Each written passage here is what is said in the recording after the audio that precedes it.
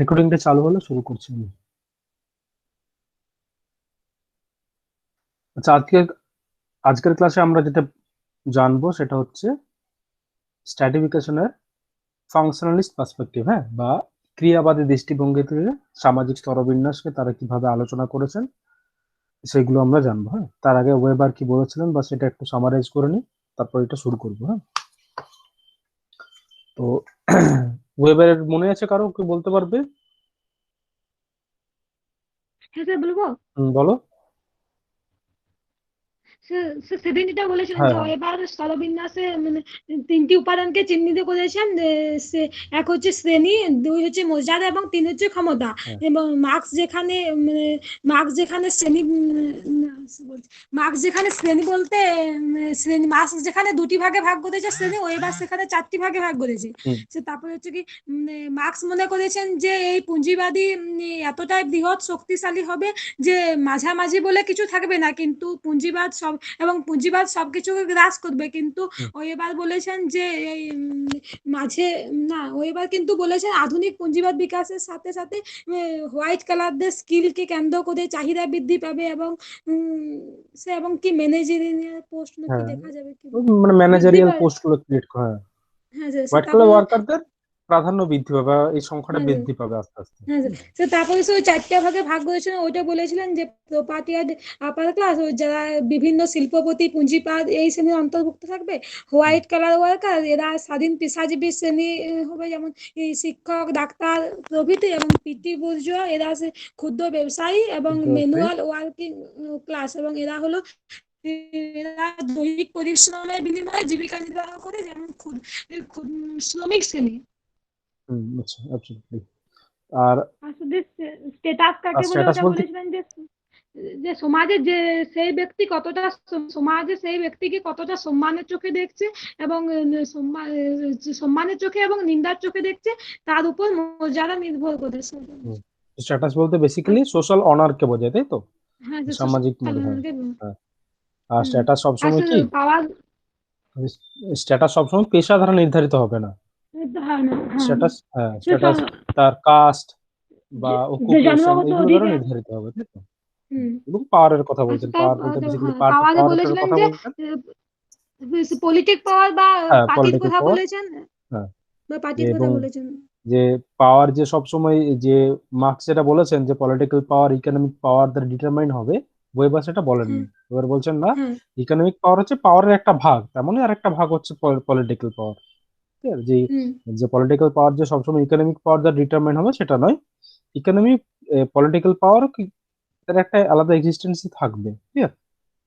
হুম, এবং সেটা পার্টি থাকছে, পার্টিটাকে সোশ্যাল অ্যাকোস্টেশন অফ পাওয়ার বলেছেন তিনি। হ্যাঁ, এই সমস্ত কথা তিনি হুম। বলেছিলেন। আজকে আমরা জানবো সেটা হচ্ছে ফাংশনালিস্ট পার্সপেক্টিভ বা ক্রিয়াবাদী দৃষ্টিভঙ্গি। ক্রিয়াবাদী দৃষ্টিভঙ্গি কি, বা ক্রিয়াবাদী দৃষ্টিভঙ্গির কোর আর্গুমেন্ট মনে আছে কারো, যে ক্রিয়াবাদের মূল বক্তব্য কি, বলতে পারবে কেউ?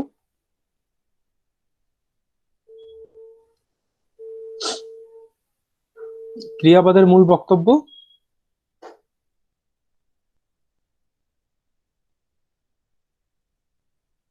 ঈশিতা বলো।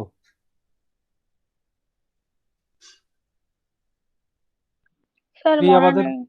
মনে নেই? আনন্দময়ী,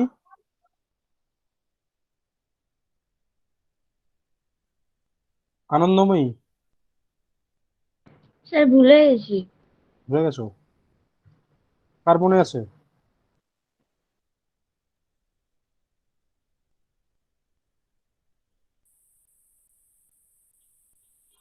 কি বলতে পারবে? রুমা? স্যার ক্রিয়াবাদী তত্ত্বের মূল বক্তব্য মানে সমাজ সুসংগত ব্যবস্থা হ্যাঁ, বিভিন্ন অংশের সমন্বয়ে গঠিত। হ্যাঁ, আর মানে প্রতিটি অংশের সাথে সুসম্পর্ক যুক্ত থাকে আর কি। হ্যাঁ, প্রত্যেকটা অংশের মধ্যে সুসম্পর্ক দেখা যায়, তাই তো? ক্রিয়াবাদের মূল আর বক্তব্য বলো। ওই মানে প্রতিটি অংশ আর কি নিজ নিজ কাজ হ্যাঁ, সম্পাদনের মাধ্যমে সমাজ ব্যবস্থাটাকে টিকিয়ে রাখে। ঠিক আছে, অ্যাবসলিউটলি।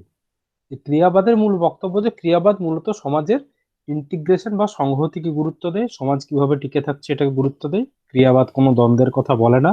ঠিক আছে, যেটা বলছে সমাজ বিভিন্ন অংশের সমন্বয়ে গঠিত, প্রত্যেকটা অংশের নিজস্ব কাজ আছে, প্রত্যেকে নিজের কাজ ঠিকঠাক করে, যার ফলে সোসাইটি টিকে রয়েছে। এদের মধ্যে ইন্টারডিপেন্ডেন্সি দেখা যায়।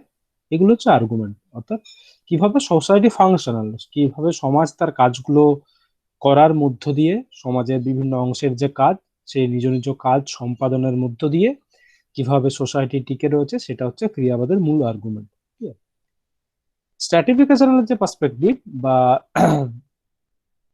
ক্রিয়াবাদের যে পার্সপেক্টিভ রয়েছে, এই স্তরবিন্যাসের ক্ষেত্রে ক্রিয়াবাদের যে পার্সপেক্টিভ, সেটাই সেখানেও কিন্তু তারা ক্রিয়া বা এই স্তরবিন্যাসকে কিভাবে সোসাইটির ক্ষেত্রে ফাংশনাল, অর্থাৎ স্তরবিন্যাস সমাজ রক্ষার ক্ষেত্রে কি পজিটিভ ভূমিকা পালন করে, সেটাই তারা আলোচনা করেছেন। ক্লিয়ার? ক্রিয়াবাদে সেটুকুই বলা যায়, ক্রিয়াবাদ সবকিছুরই মানে যে কোনো কনসেপ্টেরই ফাংশনাল পার্সপেক্টিভ মানে জেনে রাখবে সেটার পজিটিভ দিক, মানে সেটা সোসাইটি টিকে থাকার ক্ষেত্রে কি কি পজিটিভ ভূমিকা পালন করছে বা সেটা কিভাবে সমাজকে টিকিয়ে রাখতে সাহায্য করছে, সেটুকুই তারা বলে।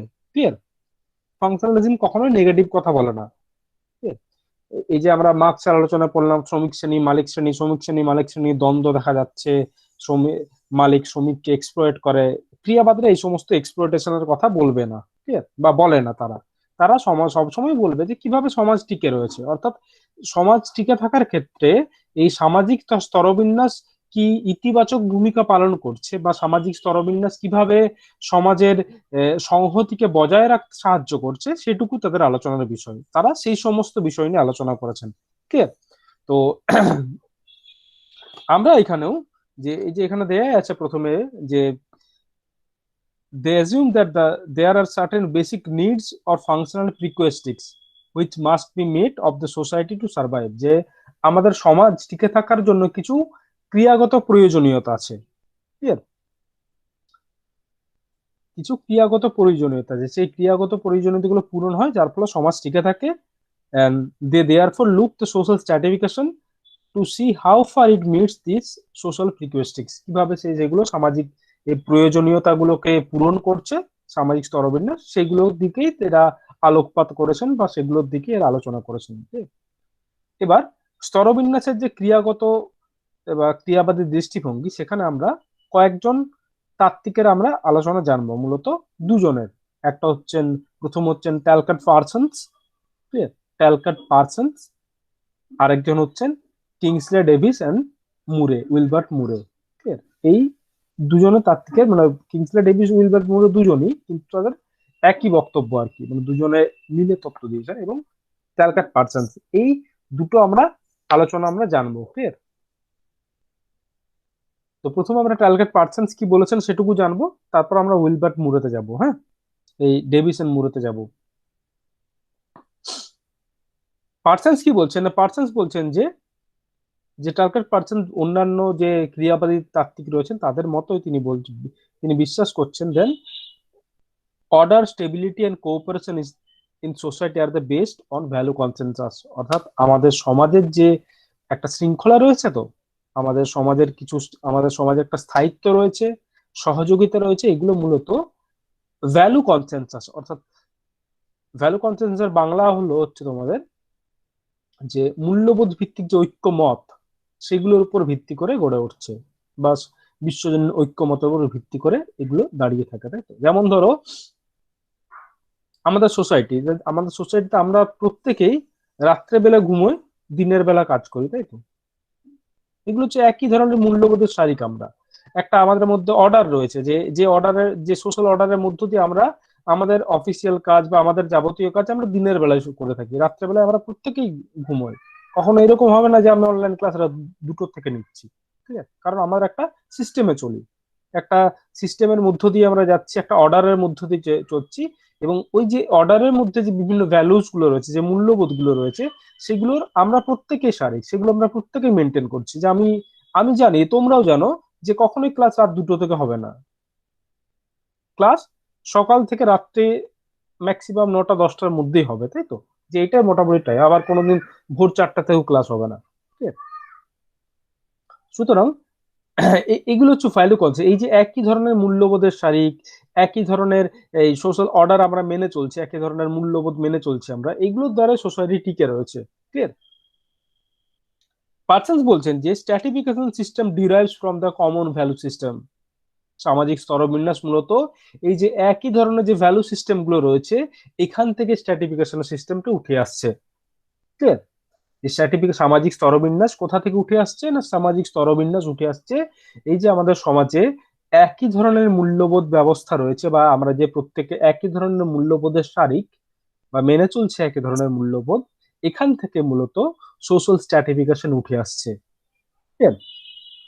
তিনি বলছেন যে ইট follows from the existence of values that individual will be evaluated and therefore placed in some form of rank order.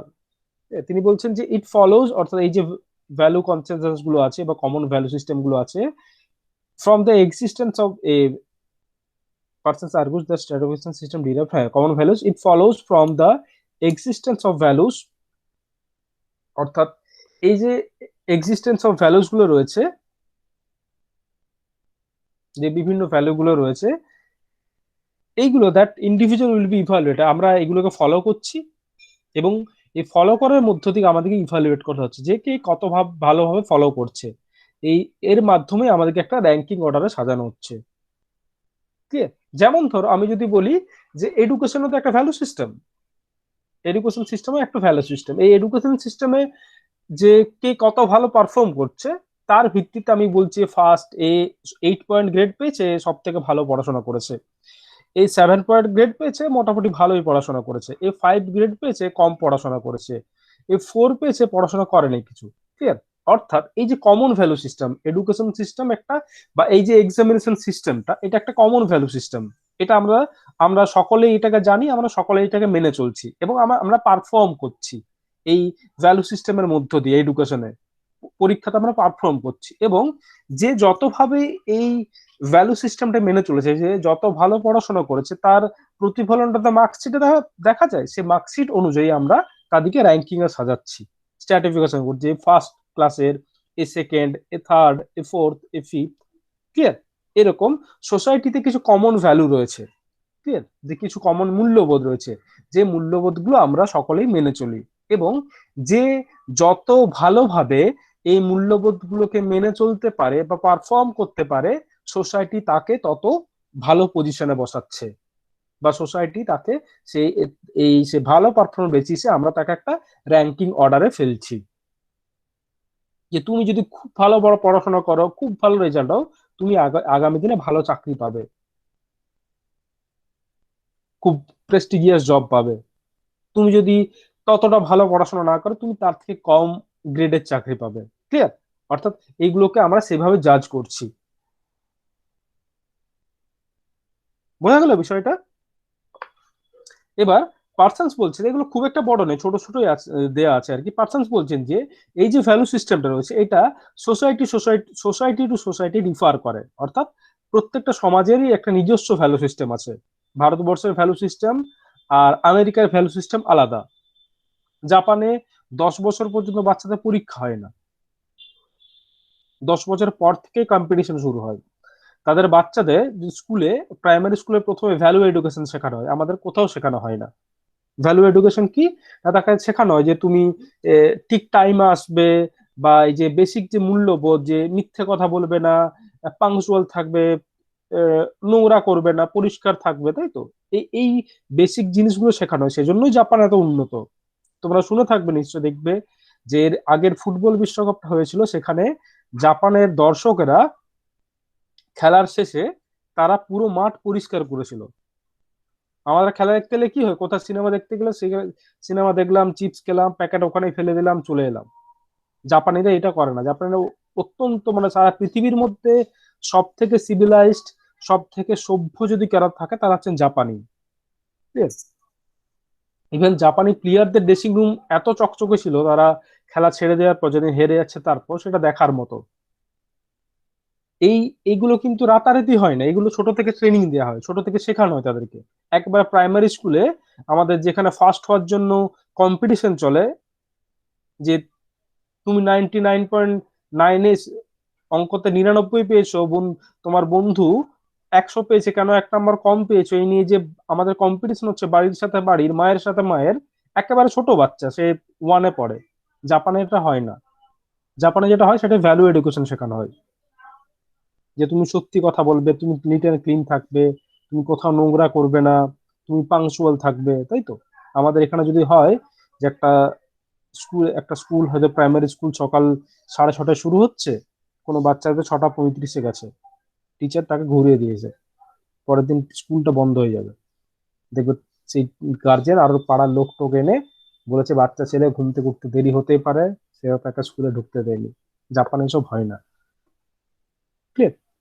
যাই হোক, আমি যে কারণে বললাম কথাগুলো, যে ভ্যালু এই এই ভ্যালু সিস্টেম গুলো সোসাইটি টু সোসাইটি ডিফার করে, সোসাইটি আলাদা।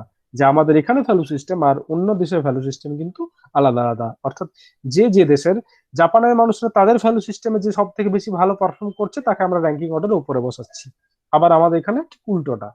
ক্লিয়ার? বোঝা গেল তাহলে পার্সনস কি বলেছেন? স্যার একটু স্টার্টিংটা বলবেন, মানে নেটওয়ার্কের জন্য জয়েন করতে প্রবলেম হচ্ছিল, কোনটা? মানে স্টার্টিংটা? স্টার্টিংটা আমি, হ্যাঁ স্টার্টিং প্রথমটা আমি ওয়েবার কি বলেছিলেন আগের দিন ওটাই বললাম। আর পার্সনস এটা যে পার্সনস বলছেন যে, বা ক্রিয়াবাদীদের মূল বক্তব্য যে সমাজ কিভাবে টিকে থাকছে, তো এবং তারা বলছেন স্ট্র্যাটিফিকেশনটা মূলত ভ্যালু কনসেনসাস থেকে উঠে এসেছে, মূল্যবোধ থেকে, যে আমরা প্রত্যেকে যে একই ধরনের মূল্যবোধের শারিক, আমরা যে একই ধরনের মূল্যবোধ রয়েছে সোসাইটিতে, যেগুলো আমরা মেনে চলছি। এই যে যতভাবে ভালোভাবে মেনে চলতে পারছে, যে যত ভালোভাবে পারফর্ম করতে পারছে, তার বেসিসে সোসাইটিকে তাদেরকে একটা র্যাঙ্কিং অর্ডারে ফেলছে, এটাই সোশ্যাল স্ট্র্যাটিফিকেশন। ক্লিয়ার?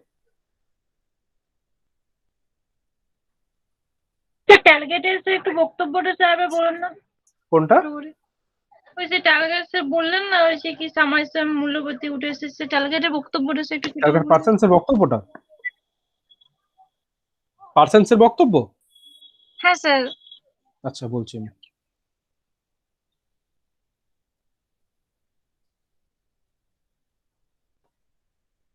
টার্কার পার্সনস বলছেন যে বিভিন্ন ফাংশনালিস্টের মধ্যে টার্কার পার্সনস বিশ্বাস করেন যে বা বলেন যে অর্ডার, স্টেবিলিটি, কোঅপারেশন, সমাজের যে সামাজিক শৃঙ্খলা, সমাজের যে স্থায়িত্ব, সমাজের মধ্যে যে কোঅপারেশন, এগুলো হচ্ছে মূলত ভ্যালু কনসেনসাসকে ভিত্তি করে গড়ে ওঠে। যে আমাদের সোসাইটির যে মূল্যবোধ, যে বিশ্বজনীন ঐক্যমত বলতে পারো বা মূল্যবোধ বলতে পারো, এগুলোর ভিত্তিতে সমাজে শৃঙ্খলা গড়ে ওঠে। ঠিক আছে? যে আমরা সকলে একই ধরনের মূল্যবোধের সারি, তাই তো? আমরা সকলে বিশ্বাস করি যে আমাদের কাজ দিনের বেলায় হবে, রাত্রিবেলা আমরা বিশ্রাম নেব। এই জন্য ক্লাসগুলো সম্ভব হয়। আমি যদি ওটা বিশ্বাস না করতাম, আমি যদি রাত 3টের সময় ক্লাস ডাকতাম যে আজকে রাত 3টে থেকে অনলাইন ক্লাস হবে, তাহলে হতো না এটা। আমরা সকলে একই ধরনের মূল্যবোধের সারি। তাই সোশ্যাল স্টেবিলিটি বা এই যে কোঅপারেশন হচ্ছে, যে যে লকডাউন ঘোষণা করেছে, আমরা সকলে বেরোচ্ছি না, বা আমরা সকলে এডুকেশনটা অনলাইনে ম্যানেজ করছি, তাই তো? তার ফলে কিন্তু এগুলো সম্ভব হচ্ছে। ঠিক আছে? এর ফলে সোসাইটিটা কিন্তু টিকে রয়েছে।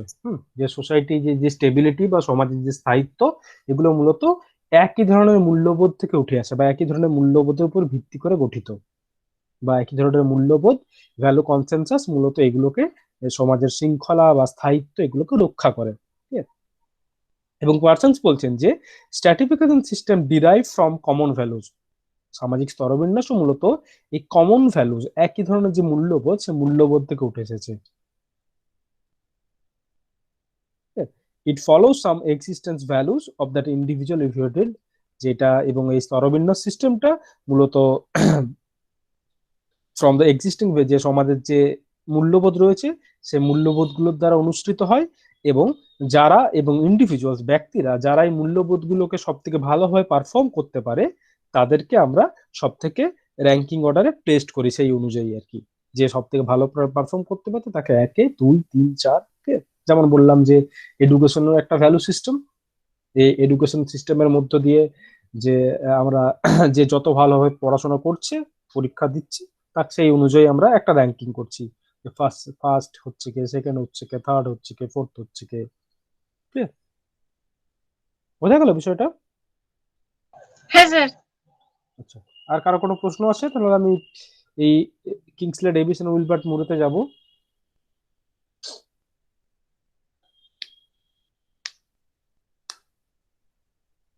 এই তো, আচ্ছা।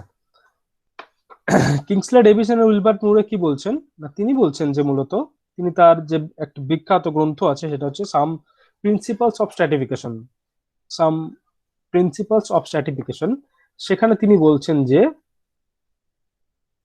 সেখানে তিনি কি বলছেন না, সেখানে তিনি বলছেন যে স্ট্র্যাটিফিকেশন স্ট্র্যাটিফিকেশন সম্পর্কে তার আলোচনা সেখানে তিনি দিয়েছেন, যে তিনিও পার্সের সাথে কিছুটা একমত যে সমাজের কিছু ফাংশনাল প্রিকুয়েস্টিক্স রয়েছে, সমাজের কিছু ক্রিয়াগত প্রয়োজনীয়তা রয়েছে যেগুলোকে যেগুলোকে আমাদের পূরণ করতে হয়। ঠিক আছে? যেমন তিনি বলছেন, এবং তিনি কতগুলো রোল অ্যালোকেশন আর পারফরমেন্স কথা বলছেন, সমাজে কিছু ভূমিকা রয়েছে, কিছু পারফরমেন্স রয়েছে যেগুলো আমরা যেগুলো আমরা পালন করি, তাই তো? যেমন বলছে যে, এবং তিনি সেখানে কতগুলো মিনসের কথা বলছে, first of all roles must be filled. সমাজে যে বিভিন্ন ভূমিকা আছে, যেমন ধরো ডাক্তারের ভূমিকা, টিচারের ভূমিকা, স্টুডেন্টের ভূমিকা, বা নার্সের ভূমিকা, কোনো একজন মুদিখানার দোকানের ভূমিকা, কোনো কোনো ইঞ্জিনিয়ারের ভূমিকা, এই সমস্ত ধরনের ভূমিকাগুলো ফিল্ড হতে হবে। অর্থাৎ কোনো না কোনো ব্যক্তি যেমন এই প্রত্যেকটা ভূমিকাতে পালন, মানে প্রত্যেকটা আলাদা আলাদা ভূমিকা পালন করে থাকে। এরকম যদি সমাজে কোনো নার্স নেই, এরকম যাতে না হয়, এরকম হলে সোসাইটি চলবে না। ঠিক আছে? Secondly, that they be filled by those best able to perform them. এবং এই যে বললাম যে বিভিন্ন ভূমিকাগুলো বিভিন্ন ব্যক্তি পূরণ করছে, এবং এগুলো তারাই পূরণ করবে যারা সব থেকে ভালোভাবে ওই কাজটা করতে পারবে। টিচার তিনিই হবেন যিনি সব থেকে ভালো পড়াতে পারবেন ওই সাবজেক্টটা। আমি সোশিওলজি নিয়ে 5 বছর পড়েছি বা তার পরবর্তীকালেও পড়াশোনা করেছি, সেজন্য আমি সোশিওলজি পড়াচ্ছি। আমি নিশ্চয়ই বাংলা পড়াবো না, কারণ বাংলা আমি পড়িনি। আমি নিশ্চয়ই ইতিহাসও পড়াবো না, কারণ ইতিহাস আমি সেভাবে পড়িনি। ক্লিয়ার? অর্থাৎ কোনো কাজ, মানে এই ভূমিকাটা তিনিই পালন করবেন যিনি সব থেকে ভালোভাবে পালন করতে পারবেন। Clear? Best able to perform the them. Thirdly বলছে that the necessary training for them be undertaken. অর্থাৎ এই যে পারফর্ম করছে তার জন্য নেসেসারি ট্রেনিং দিতে হবে, ট্রেনিং এর প্রয়োজন। যে ডাক্তার সে এমবিবিএস পড়ে এসেছে বা এমএস বা এমডি করে এসেছেন, এগুলো একটা একটা ট্রেনিং এর মতো, তো সেই এই জার্নির মধ্য দিয়ে গিয়ে তিনি ডাক্তার হয়েছেন। যিনি সার্জন তিনি এমএস করে এসেছেন। আমি আমি সোশিওলজি পড়ে এসেছি, নির্দিষ্ট প্রসিডিউরের মধ্যে এসেছি, তবে আজকে আমি পড়াচ্ছি। ক্লিয়ার? তোমরা যারা অন্য কেউ হয়তো ডাব্লিউবিসিএস অফিসার হবে, সে গ্রাজুয়েশন করবে, গ্রাজুয়েশনের পর সে ডাব্লিউবিসিএস পরীক্ষা দেবে, পরীক্ষায় পাস করবে, তার ট্রেনিং হবে, তারপর সে ডাব্লিউবিসিএস অফিসার হবে। অর্থাৎ একটা নির্দিষ্ট ট্রেনিং এর মধ্য দিয়ে গিয়ে তারপর তিনি ওই ভূমিকাটা পালন করবেন। Clear? Fourthly, that the roles to be perform consistently, এবং এটা কন্টিনিউয়াস একটা পারফর্ম করে যাবে। ঠিক আছে? বোঝা গেল তো? তাহলে সমাজের কিছু ভূমিকা রয়েছে, সেই ভূমিকাগুলো ফিল্ড হতে হবে, এবং সেগুলো তারাই পারফর্ম করবে যারা সব থেকে ওই কাজে যোগ্য। ক্লিয়ার? এবং পার্সনস এই স্যার ডিভিশন 4 নম্বরটা কি বললেন? 4 নম্বরটা, স্যার কনসিস্টেন্সি সেটা স্যার কি পারফর্ম বললেন? করে যেতে হবে। কনসিস্টেন্সি হুম, সেটা পারফর্ম করে যেতে হবে। হুম। আচ্ছা,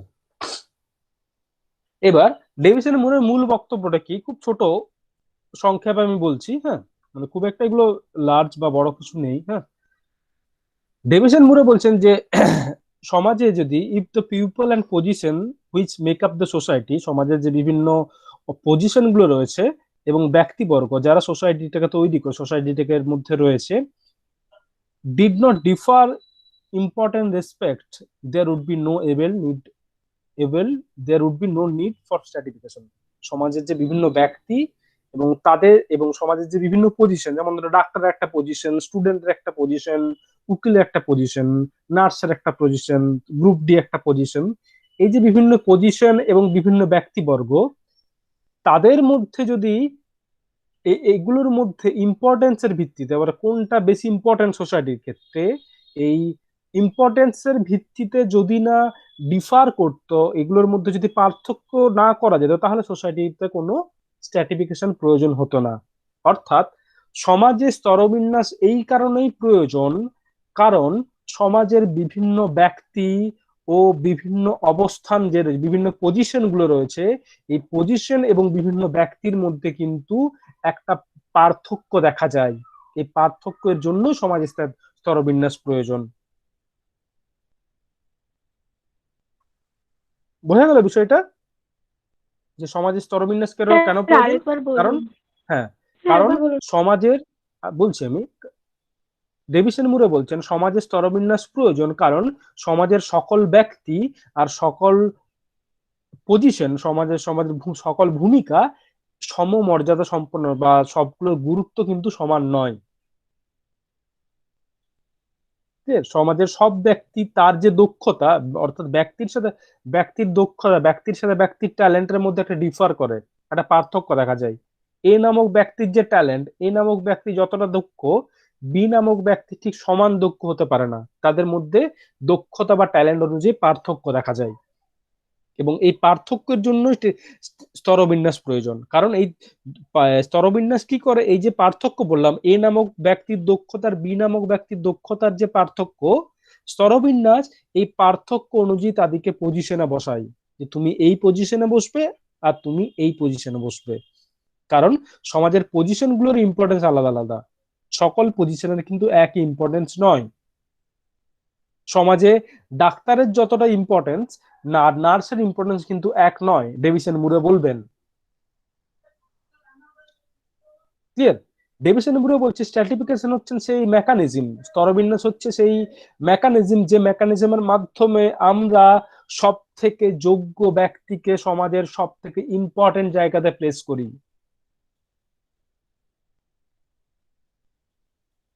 ক্লিয়ার? যে major function of stratification is to match the most able people with the functionally most important positions।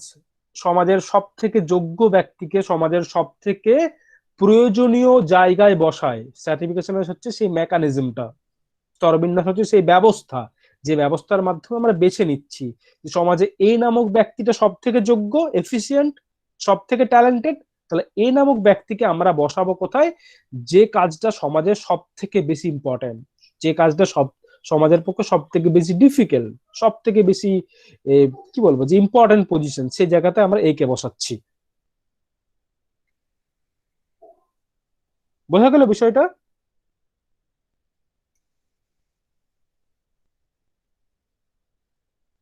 হ্যাঁ স্যার। আচ্ছা, বাকিটা বলো, কারো কোনো অসুবিধা থাকলে বলো।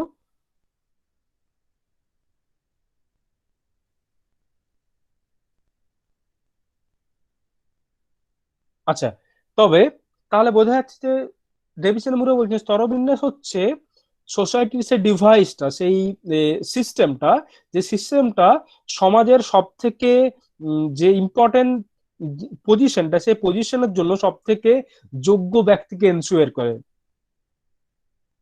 যেমন ধরো ডাক্তার আর নার্স, সমাজে ডাক্তারের প্রয়োজনীয়তা সব থেকে বেশি, সব থেকে যোগ্য ব্যক্তিকে সে ডাক্তার বানাচ্ছে। এবং এই যে বললাম, যাকে আমি সব থেকে উপরে বসাচ্ছি, তার কাজ কিন্তু সমাজের তার নিচের ব্যক্তি কেউ করতে পারবে না। ডাক্তারের কাজ কিন্তু নার্স করতে পারবে না, নার্সের কাজ ডাক্তার করে দিতে পারবে। ক্লিয়ার? অর্থাৎ স্তরবিন্যাস হচ্ছে সেই মেকানিজমটা, যে মেকানিজমের ফলে সমাজের সব থেকে যেটা মোস্ট ডিফিকাল্ট বা সব থেকে ইম্পর্টেন্ট কাজ, সেই পজিশনে আমরা বসাচ্ছি সব থেকে যোগ্য লোককে। যে সব থেকে বেশি ট্যালেন্টেড, তাকে গ্রুপ এ অফিসার হয়, তারপরে হচ্ছে group B officer, group C, group D.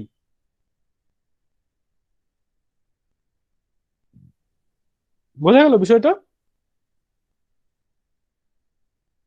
এটা হচ্ছে ডেভিসন মুরের বক্তব্য, যে স্তরবিন্যাস হচ্ছে সে মেকানিজমটা যেটার মাধ্যমে আমরা, কারণ সমাজের ব্যক্তিবর্গ এবং সমাজের যে বিভিন্ন পজিশন রয়েছে, এই পজিশন গুলোর মধ্যে একটা কিন্তু পার্থক্য দেখা যায়। সব পজিশনের সমান গুরুত্ব নেই, বা সব ব্যক্তি সমান ট্যালেন্টেড বা দক্ষ নয়।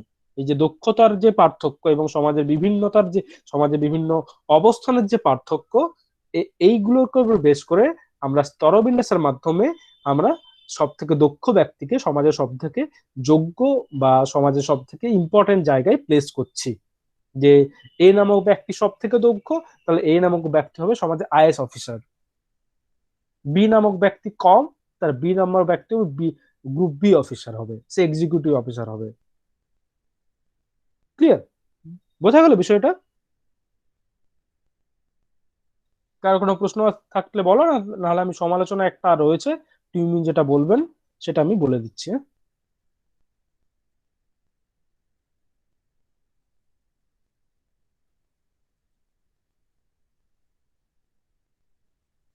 নেই কারো কোনো প্রশ্ন? আচ্ছা, এবার টিউমিন নামক একজন সমাজতাত্ত্বিক তিনি এটাকে ক্রিটিক করেছেন, তিনি সমালোচনা করেছেন। কি সমালোচনা করেছেন বলতে পারবে? এটা কি সমালোচনা হতে পারে? তোমাদের কি মনে হয় যে ডিভিশন মুরে যেটা বলেছেন একদম অ্যাপ্রোপ্রিয়েট বলেছেন, না কিছু সমালোচনা হতে পারে?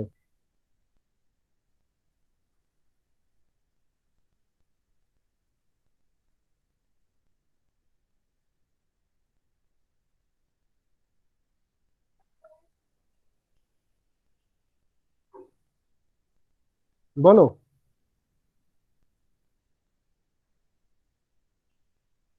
আচ্ছা, টিউমিন নামে একজন সমাজতাত্ত্বিক তিনি কি বলছেন? তিনি বলছেন যে এই যে ডেভিসন মুরে বলছেন যে আমরা স্তরবিন্যাসের মাধ্যমে সমাজের সব থেকে যোগ্য ব্যক্তিকে সমাজের সব থেকে ইম্পর্টেন্ট জায়গায় প্লেস করছি, সমাজের সব থেকে যে জায়গার যে কাজটা সব থেকে প্রয়োজনীয়, যে জায়গায় কাজের সব থেকে গুরুত্ব বেশি সেই জায়গায় প্লেস করছি। টিউমিন বলছেন যে যে আমাদের সোসাইটিতে এমন কোনো অবজেক্টিভ ওয়ে নয় বা অবজেক্টিভ মেজারেবল রড নেই, এমন কোনো মাপকাঠি নেই যে মাপকাঠির মধ্য দিয়ে আমরা বিচার করব যে সমাজে এই কাজটার গুরুত্ব সব থেকে বেশি। তিনি বলছে সমাজে সমস্ত কাজের গুরুত্ব বেশি, বা সমস্ত কাজের গুরুত্ব আছে। সমাজের ডাক্তারের যেমন প্রয়োজনীয়তা আছে, নার্সেরও প্রয়োজনীয়তা আছে। নার্স না হলে কিন্তু হবে না। একটা অপারেশন করতে হলে বা একটা মেডিকেল সিস্টেম চালাতে হলে যেমন একজন ডাক্তারের প্রয়োজনীয়তা আছে, এমন নার্সের প্রয়োজনীয়তা আছে, গ্রুপ ডি স্টাফের প্রয়োজনীয়তা আছে, সাফাই কর্মীর প্রয়োজনীয়তা আছে। প্রত্যেকে মিলে কিন্তু একটা মেডিকেল ইনফ্রাস্ট্রাকচারকে রান করায়, প্রত্যেকে মিলে কিন্তু একটা মেডিকেল ইনফ্রাস্ট্রাকচারকে চালাচ্ছে। অর্থাৎ প্রত্যেকের প্রয়োজনীয়তা আছে। এখানে আমরা র্যাঙ্কিং এ সাজাতে পারি না, কারণ র্যাঙ্কিং এ সাজানোই মানেই তার সাথে একটা পাওয়ার যুক্ত, একটা ক্ষমতার খেলা চলে, ক্ষমতা যুক্ত হচ্ছে রিওয়ার্ডস কে কেন্দ্র করে, আনইকুয়াল ডিস্ট্রিবিউশন অফ রিওয়ার্ড কে কেন্দ্র করে। টিউমিন এই এটাই করেছেন যে সমাজে আমরা কখনোই এই কাজের ভিত্তিতে আমরা সমাজের ইম্পর্টেন্স গুলোকে ভাগ করতে পারি না, স্তরবিন্যাস করতে পারি না। আমরা বলতে পারি না সমাজে নার্সের থেকে ডাক্তারের গুরুত্ব বেশি। সবাইকে প্রয়োজন, নার্স না থাকলে কিন্তু একটা মেডিকেল ইনফ্রাস্ট্রাকচার চলবে না। আবার ধর একটা কলেজে আমরা বলতে পারি না যে কলেজে যেমন টিচার প্রয়োজন আছে তেমন কিন্তু ক্লারিক্যাল স্টাফেরও প্রয়োজন আছে, গ্রুপ ডি স্টাফও প্রয়োজন আছে। তারা সবাই মিলে কিন্তু একটা কলেজ নামক বা এই শিক্ষা প্রতিষ্ঠানটাকে চালাচ্ছে।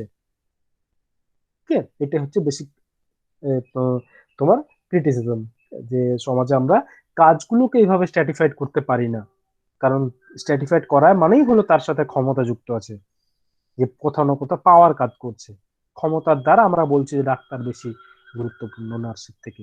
সবাই গুরুত্বপূর্ণ, আমি বলছি না যে নার্স বেশি গুরুত্বপূর্ণ ডাক্তারের থেকে। এইভাবে র্যাঙ্কিং এ সাজানো যায় না। সবারই ইম্পর্টেন্স আছে সোসাইটিতে, সোসাইটি রান করার ক্ষেত্রে। সোসাইটির ক্ষেত্রে যেমন ডাক্তারের গুরুত্ব আছে, একটা সমাজ পরিচালনার ক্ষেত্রে একটা মুদিখানার দোকানদারের গুরুত্ব আছে, একজন সাফাই কর্মীরও সমান গুরুত্ব আছে। সবাই মিলে নিজের কাজগুলো করে বলে সোসাইটি রান করে। ক্লিয়ার? বোঝা গেল বিষয়টা? এটা হলো স্ট্র্যাটিফিকেশনের ফাংশনাল পার্সপেক্টিভ। হ্যাঁ, তাহলে 3টে পার্সপেক্টিভ তোমাদের শেষ হলো। আমি তোমাদের নোটস গুলো আজকে দিয়ে দেবো। হ্যাঁ, কারো কোনো প্রশ্ন থাকলে বলো।